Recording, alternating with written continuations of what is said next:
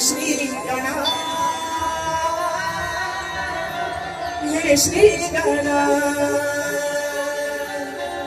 मनोभावाने आज आडवितो